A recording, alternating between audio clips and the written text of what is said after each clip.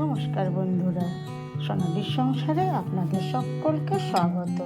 চলুন আজ বানাবো পনির পাতুরি। তার জন্য আমি নিয়েছি সর্ষে, পোস্ত, কাঁচা লঙ্কা আর পনিরটাকে আমি সামান্য ফ্রাই করে নিয়েছি। এবার আমি সর্ষে, পোস্ত, কাঁচা লঙ্কা বাটাটা অল্প নুন দিয়ে পনিরের সাথে ভালো করে মেখে নেব। আর উপর থেকে দিয়ে দেবো সামান্য পরিমাণে সর্ষের তেল। এবার আমি এটা আধ ঘন্টার জন্য রেস্টে রেখে দেব। ততক্ষণে আমি কলা পাতাগুলো কেটে গ্যাসের মধ্যে সেঁকে নেব, তাহলে পাতাগুলো বেশ নরম হয়ে যাবে, বাঁধতে সুবিধা হবে।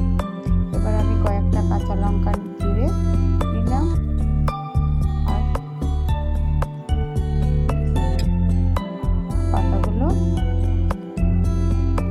দিয়ে মধ্যে একটা করে পনির দিয়ে উপর থেকে একটা কাঁচা লঙ্কা দেবো আর সামান্য পরিমাণে সর্ষের তেল দিয়ে পাতাটা মুড়ে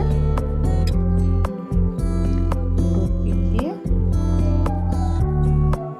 দুদিক থেকে বেঁধে দেবো। এইভাবে আমি একটার পর একটা পনির কলা পাতায় বেঁধে নেব।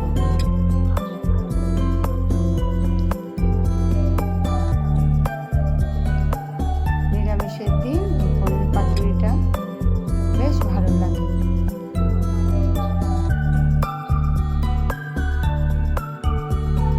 এটা আমি কলা পাতায় করেছি, কিন্তু লাউ পাতা, কুমড়ো পাতায় করলে আরো ভালো হয়। আমার বাড়িতে লাউ পাতা, কুমড়ো পাতা ছিল না। এভাবে রেডি হয়ে গেল আমার প্রত্যেকটা কলা পাতায় মরা। এবার ফ্রাই প্যানের মধ্যে খুব সামান্য তেল দিয়ে এক একটা পনির দিয়ে দেবো, আবার উল্টে আবার ভেজে নেব। এবার রেডি হয়ে গেল আমার পনির পাতুরি। দেখুন বন্ধুরা কেমন হয়েছে।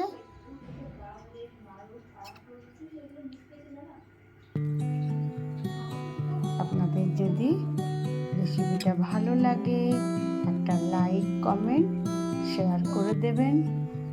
ধন্যবাদ।